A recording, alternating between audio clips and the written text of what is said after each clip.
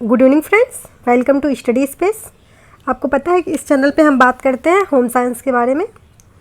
और home science जिस भी एग्ज़ाम में आता है, जहाँ कहीं भी आता है, सबके पॉइंट ऑफ व्यू से आपको एग्ज़ाम की प्रिपरेशन करवाई जा रही है, मेनली एलटी और टीजीटी के लिए। ठीक है, चर्चा चल रही थी टेक्सटाइल पे। हमारी जो चर्चा चल रही थी वो चल रही थी टेक्सटाइल पे। ठीक है, आपको पता है होम साइंस की 5 ब्रांच है, उसमें से एक टेक्सटाइल है। हमारी जो चर्चा चल रही थी वो टेक्सटाइल पे चल रही थी। आपको पता है कि वस्त्र हमारे लिए कितना उपयोगी है। तो हम ये जानते हैं, हमने आपसे बात की थी वस्त्र के इतिहास के बारे में, उसकी परिभाषा के बारे में, उसकी विशेषता के बारे में। आज हम जो आपसे बात करने जा रहे हैं वो बात करने जा रहे हैं सूत, धागा, कताई और उसे कैसे यूज़ करते हैं, सूत निर्माण तक की अवस्था के बारे में बात करेंगे। ठीक है, ये जो हमारी क्लास है टेक्सटाइल से रिलेटेड, ये क्लास नंबर 4 है। चलिए फिर स्टार्ट कर लेते हैं। जानेंगे आज कताई तथा सूत निर्माण के बारे में कि कैसे हम जो हमें पदार्थ प्राप्त होते हैं, प्राकृतिक या फिर खनिज जो भी हमें प्राप्त होता है प्राणी जगत से या फिर वनस्पति जगत से, हम कैसे उसे सूत उससे कैसे हम उन चीज़ों को प्राप्त कर सूत का निर्माण करते हैं और अपने दैनिक उपयोग के लिए अपने वस्त्र बनाते हैं, उस पर डिज़ाइनें बनाते हैं। ओके, चलिए आज हम बात करते हैं कताई तथा सूत निर्माण के बारे में। ठीक है, देखिए फाइबर, यार्न और फैब्रिक्स। फाइबर यानी रेसे, यानी धागा और फैब्रिक्स मतलब कपड़ा।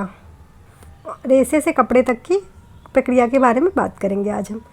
तंतु, धागा और कताई। ओके, सूत तंतुओं के एकत्रीकरण का सामान्य नाम जो आपस में दबाए या गूंथे जाते हों। जो सूत है उसके तंतु को एकत्रित करने की सामान्य जो एक नाम है वो एकत्रीकरण, सामान्य जो एक नाम दिया गया है वो है आपस में दबाए या गूंथे जाते हैं। ठीक है, या तो आपस में चिपकाए जाते हैं, दबाए जाते हैं या गूंथ कर तंतु बनाया जाता है। जो कताई है, तंतु से सूत बनाने की प्रक्रिया को कताई कहते हैं। ये एक सिंपल सी परिभाषा है, तंतु से सूत बनाने की प्रक्रिया को कताई कहते हैं। ठीक है, कताई द्वारा धागा या सूत निर्माण की क्रिया की जाती है। वस्त्र बनाने हेतु लंबाई के आधार पर सूत को 2 विभाग में बांटा गया है। हमने अपने सूतों को 2 विभागों में विभाजित किया है लंबाई के आधार पर। ठीक है, जिसमें से एक लघु आकारी रेशे होते हैं जिसे स्टेपल धागा कहा जाता है, स्टेपल यार्न कहा जाता है। ठीक है, जो सेकंड वन है वो लंबा होता है, यानी कि इसे कहते हैं फिलामेंट धागा। आपको मैंने बार बार बताया है कि प्राकृतिक जगत में सिर्फ एक ही रेशा ऐसा प्राप्त होता है, रेशम, जिसे फिलामेंट में नापा जाता है। बाकी सारे जो प्राकृतिक जगत से प्राप्त है हमें, चाहे वो कॉटन हो गया या फिर ऊन हो गया, ये सारे जो हैं ये स्टेपल रेशे होते हैं। ठीक है, अब स्टेपल कताई से धागा निर्माण की अवस्था। जब हम छोटे धागों से जो भी धागा निर्माण करते हैं उसकी क्या क्या अवस्थाएं हैं। ठीक है, सबसे पहली अवस्था जो है कार्डिंग है, भर भर के यहाँ से क्वेश्चन आता है। दूसरी है combing, drawing out, roving, spinning. ठीक है, यहाँ से भर भर के क्वेश्चन आते हैं, आपको ये याद रखना पड़ेगा और बाय सीक्वेंस याद रखना पड़ेगा इसी सीक्वेंस में। ठीक है, जान लेते हैं धुनाई। कार्डिंग को हिंदी में कहते हैं धुनाई। धुनाई क्या है? तंतुओं से प्राकृतिक अशुद्धियों को बाहर निकालना। ठीक है, अगर इसे आप डिटेल में पढ़ेंगे तो ये बहुत है। हम आपके लिए शॉर्ट फॉर्म मिला ताकि आप इजीली नोट्स को तैयार कर लें और रिवीजन कर लें फटाफट। आपको जैसे ही आपके दिमाग में आया धुनाई, तुरंत आप क्लिक करें कि हाँ ठीक है, तंतुओं से प्राकृतिक अशुद्धियों को बाहर निकालना, यानी उसकी हम उससे प्राकृतिक चीज़ जो उसमें, जैसे हम धान काट के लाते हैं उसमें बहुत सारी अशुद्धियाँ उसके साथ आ जाती हैं, तो उसे हम निकालते हैं ना, साफ़ करके उसे अलग करते हैं, सारी मिट्टी विट्टी सब अलग करते हैं। फिर तो धान से चावल बनाते हैं, फ्रेश चावल डायरेक्ट तो बनता नहीं। इसी तरह जब खेत से ये आते हैं तो इसकी धुनाई की जाती है, इसे कार्डिंग कहा जाता है। इससे सारे अशुद्धियाँ बाहर निकाल दी जाती है। फिर उसके बाद कंघी करना यानी कॉम्बिंग, जो छोटे तंतु को बड़े तंतु को अलग करके रेशों को समांतर करना और सुलझाना। जैसे हम अपने बालों को कंघी करते हैं, आपको पता है, ऐसे इसमें कंघी की जाती है। कंघी को कहते हैं इंग्लिश में कॉम्बिंग। कॉम्बिंग मतलब जो छोटे तंतु हैं, पहले छोटे धागों को एक साइड, बड़े धागों को एक साइड अलग करते हैं, फिर उसको समानांतर व्यवस्थित करते हैं कैसे क्या करना है, फिर रेशों को एक समान करते हैं, जैसे कुछ छोटा हो कुछ बड़ा उसे एक समान करते हैं, इसको कहते हैं कॉम्बिंग की प्रक्रिया। ठीक है, ये इसका सेकेंड वन है। स्टेपल रेशे की जो बात हो रही है सेकेंड वन है। ठीक है, उसके बाद खींचना, ड्राइंग आउट, छोटे तंतु से बड़े तंतु को अलग करना, समानांतर कर व्यवस्थित कर रेशों को एक समान करना। ठीक, छोटे धागों से बड़े धागों को अलग करते हैं, फिर समानांतर कर व्यवस्थित करते हैं। अब घुमाव देना यानी कि रोमिंग, खींचकर बनाई गई पोनी को हल्का ऐंठन देना। खींचकर इससे ये जो हम छोटे छोटे तंतुओं को खींचकर अलग करते हैं इसे पोनी बना लेते हैं। उसके बाद थोड़ा सा ऐंठन दे के रख देते हैं ताकि वो आपस में मिले ना, और मिले तो फंसे, मतलब फंस ना जाए एक दूसरे में, फिर से दोबारा काम ना करना पड़े। घुमाव देना, इसे कहते हैं, ठीक है। हल्का सा ऐंठन देके रख दिया जाता है। अब कताई, अब इसकी होती है कताई। इच्छित लंबाई व व्यास के अनुसार हम इसे कताई करके धागा बना लेते हैं। जितना हमें चाहिए इसकी लंबाई और जितना इसका व्यास चाहिए उस हिसाब से हम धागा बना। आपने चरखे की कताई देखी होगी, उस पर काट काट के पहले एक पतली रस्सी, फिर दूसरा उसमें जोड़ के एक और थोड़ा, और जितना मोटा हमें बनाना होता है और जितना लंबा बनाना होता है उतना हम बनाते चले जाते हैं, ठीक है। तो ये तो हो गई स्टेपल रेशे से कताई का। उसके बाद इसका जो एक और है, मिश्रित करना, खोलना, स्वच्छ करना, इसको कहते हैं ब्लेंडिंग, ओपनिंग एंड क्लीनिंग। इसे क्या करते हैं, कपास जो मतलब कपास जब मिलों में जाता है तो ये 500 पाउंड का, मतलब कि आप समझ लो 25, ये 25 है, 500 पाउंड है 22.50, मतलब आप समझ लीजिए 25 किलो से थोड़ा सा कम कि गांठों के रूप में आता है। इसे 500 का पाउंड बनाया जाता है और फिर मिलों में पहुंचा दिया जाता है। कॉटन जैसे खेत से काटा गया, 500 का पाउंड बनाया गया और इसे मिल में पहुंचा दिया गया। अब मिल में क्या होता है, आगे का काम मिल में होता है। इन कच्चे तंतु को गाठानों से निकाल कर मिश्रित किया जाता है, खोला जाता है और स्वच्छ किया जाता है। इसे क्या करते हैं, ये ऐसे 500 के पाउंड में गांठों में वहाँ पहुँच गया मिल में, अब वहाँ क्या करते हैं, इसे खोलते हैं, फिर इसे गांठों से निकालते हैं, फिर आपस में सब मिला देते हैं। ये लोग अलग अलग छाट के बनाकर भेजे रहते हैं, फिर वहाँ आपस में सब मिला दिया जाता है। फिर इसे स्वच्छ किया जाता है, इसकी साफ़ सफाई की जाती है, फिर जाकर इससे धागे निर्माण की प्रक्रिया में लाया जाता है, ठीक है। तो आपको याद रखना है कि ये गट्ठर एक दो बार क्वेश्चन में पूछा है कि कितने पाउंड का गट्ठर बनता है, और इसकी जो सीक्वेंस है, ब्लेंडिंग, ओपनिंग एंड क्लीनिंग, ठीक है, याद रखना है आपको। देखिए जो कताई के प्रकार हैं वो हमने एक डिटेल में समझाने की कोशिश की ताकि आपको ईजिली समझ आए और बहुत यहाँ वहाँ ना भागना पड़े। यांत्रिक कताई, इसे मैकेनिकल कताई कहते हैं, स्पिनिंग कहते हैं, ठीक। रासायनिक कताई, केमिकल स्पिनिंग। जो स्टेपल धागों में होता है उसमें यांत्रिक कताई, और जो फिलामेंट धागों में होता है उसमें केमिकल कताई अधिकतर किया जाता है, ठीक। देखिए फिर क्योंकि हमने आपको पहले बताया कि प्राकृतिक जगत में एक ही रेशा है, रेशम, जो फिलामेंट है। बाकी जो हम जिन रेशों का ऐसे निर्माण करते हैं, मानव निर्मित रेशे, वो सारे स्टेपल होते हैं। तो उनमें जो केमिकल जो कताई की जाती है केमिकल के माध्यम से, उस पर ज़्यादा सटीक बैठता है वो, ठीक है। अब पारंपरिक रिंग कताई, पहला जो है स्टेपल कताई में है पारंपरिक रिंग कताई, यानी कि चरखा और तकली द्वारा जो हम कताई करते हैं उसे पारंपरिक कताई कहते हैं। इसके अंदर स्टेपल कताई को भी दो भागों में बांटा गया है। जो हमारी यांत्रिक कताई दो भागों में, एक परंपरागत कताई थी, एक जो थी यांत्रिक कताई, ठीक है। इसे भी दो कताई में भाग।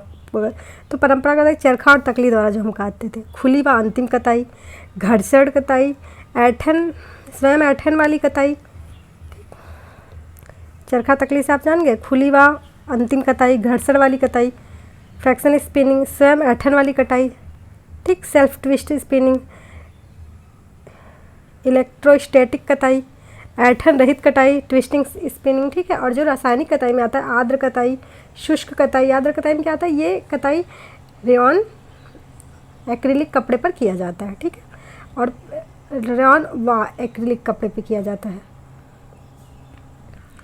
और जो शुष्क कताई है तो एसीटेट व एक्रिलिक पे किया जाता है। जो पिघली हुई कताई पॉलिस्टर और नायलॉन पे किया जाता है। जो बायो कंपोनेंट कताई होती है वो भी नायलॉन पे किया जाता है, ठीक है। तो आपको इतना ये याद रखना है कि कताई के प्रकार और कताई के टाइप। हमने देखिए विभाजित कैसे किया है। ये जो कताई है, सबसे पहले तो ये कताई हमने बताया आपको, कताई को दो भागों में बांटा गया है। एक यांत्रिक कताई, जो यांत्रिक कताई स्टेपल रेशों के लिए होती है, एक रासायनिक कताई फिलामेंट रेशों के लिए। इसका रीज़न सिर्फ इतना है कि जो हमारे फिलामेंट रेशे मानवकृत रेशे होते हैं, क्योंकि ज़्यादातर फिलामेंट रेशे मानवकृत होते हैं। जो प्राकृतिक रेशे होते हैं हमारे, वो फिलामेंट नहीं, वो स्टेपल रेशे होते हैं, ठीक है, स्टेपल फॉर्म में मिलते हैं, इसलिए यांत्रिक कताई स्टेपल पर ज़्यादा सूटेबल है। अब यांत्रिक, और ये फिलामेंट के लिए होगा। अब यांत्रिक कताई को भी दो भागों में बांटा गया, एक परंपरागत कताई, एक सामान्य यांत्रिक कताई, ठीक है। जो परंपरागत कताई है वो क्या, चरखा तकली आदि के द्वारा जो कताई करते थे हम, उसे परंपरागत कताई कहते हैं, ओके। और सामान्य यांत्रिक कताई जो है रिंग कताई, जो फर्स्ट वन इसमें है रिंग कताई है, ठीक है। इसको अलग अलग भागों में बांटा गया, हमने आपको ऊपर ही बताया है। लघु आकार या स्टेपल तंतुओं को स्वच्छ एवं समांतर किया जाता है। जो रिंग कताई होती है इसमें क्या होता है, पहले तो लघु आकार के छोटे स्टेपल तंतुओं को स्वच्छ और समांतर कर लिया जाता है, ओके। फिर महीन धागे से धागा बनाने हेतु खींचा जाता है, ठीक, इसे महीन धागे से खींच लिया जाता है। फिर धागों को आपस में मिलाने और मजबूत बनाने हेतु उसमें ऐंठन दी जाती है। ये हो गया तीन जो इसमें प्रोसेस होता है सामान्य यांत्रिक कताई के अंतर्गत जो रिंग कताई आती है, ठीक है। नेक्स्ट जो है खुली व ओपनिंग कताई, ओपन इन स्पिनिंग। खुली व अंतिम कताई। यह कताई की तुलनात्मक रूप में नई विधि है। यह एक नई विधि है अदर कताई से तुलना अगर की जाए तो, और जो कि स्पन धागे के उत्पादन हेतु उपयोग में लाई जाती है। यह तकनीकी सन 1960 में विकसित हुई थी। आपको ये सन याद रखना है। यह जो तकनीकी है खुली व अंतिम कताई, ये 1960 में विकसित की गई थी। यह तकनीकी मोटे धागे की कताई हेतु संतोषप्रद होती है। अगर जब मोटे धागे की कताई करनी है उसके लिए ये तकनीकी बहुत अच्छी है, ठीक है, अच्छी मानी जाती है। जो नेक्स्ट है वो है घर्षण कताई। जो नेक्स्ट है वो है घर्षण कताई, ठीक। ये पहले था खुली कताई। घर्षण कताई क्या है? इस विधि की खोज 1970 में अर्नेस्ट फेहरर ने किया था। इसकी जो खोज हुई थी उस 1970 में हुई थी, अर्नेस्ट फेहरर के द्वारा की गई थी। ओके, फिर क्या? इस तकनीकी के सिद्धांत के अनुसार धुने हुए तंतुओं को लंबवत ड्रम के अक्ष से प्रभावित होकर छिद्रयुक्त ड्रम में डालकर निकाला जाता है। इसमें क्या एक घोल बनाया जाता है, जो भी मानव निर्मित रेसे बनते हैं घोल बनाया जाता है, उसे स्पिन रिट के छिद्र में डाला जाता है और फिर निकाल दिया जाता है। जितना चाहे जिस दिशा में घुमाना चाहे, जितना लंबा चाहे उतना लंबा बना सकते हैं हम। फिर दोनों ही जो डाला जाता है, जो कि दोनों ही एक ही दिशा में घूमते हैं, इस विधि द्वारा उत्पन्न घर्षण को तंतु में आपस में ऐंठन दी जाती है। इस विधि से आपस में ऐंठ जाते हैं, ठीक, घर्षण विधि द्वारा। इसे कहते हैं घर्षण विधि, इस प्रक्रिया को। अगला है ऐंठन विधि यानी ट्विस्टलेस, ठीक। ये क्या? इस विधि से तंतुओं को आपस में समानांतर रूप से रखा जाता है और इन्हें किसी चिपकाने वाले पदार्थ से आपस में चिपका दिया जाता है, ठीक है, किसी चिपकाने वाले पदार्थ से आपस में चिपका दिया जाता है। बाद में जब धागे से वस्त्र बनाया जाता है तब वस्त्र बनाने को बाद में इससे जो ये है उसे चिपकाने वाले पदार्थ से हटा दिया जाता है। बाद में उसे अलग करके फिर धागा बना लिया जाता है, ठीक है। जो नेक्स्ट है वो है इलेक्ट्रोस्टैटिक विधि, ठीक। इस विधि की खोज 1960 में हुई थी।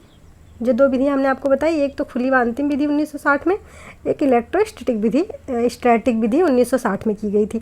इस विधि से आर्द्रता की सावधानीपूर्वक नियंत्रण विधि से छोटे तंतु को लंबे तंतुओं से इलेक्ट्रोस्टैटिक विधि द्वारा अलग किया जाता है।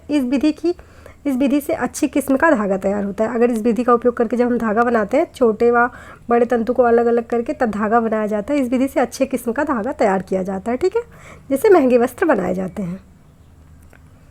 याद रखना है आपको ये वाला, ठीक। इसके हमने बता दिया आपको टाइप।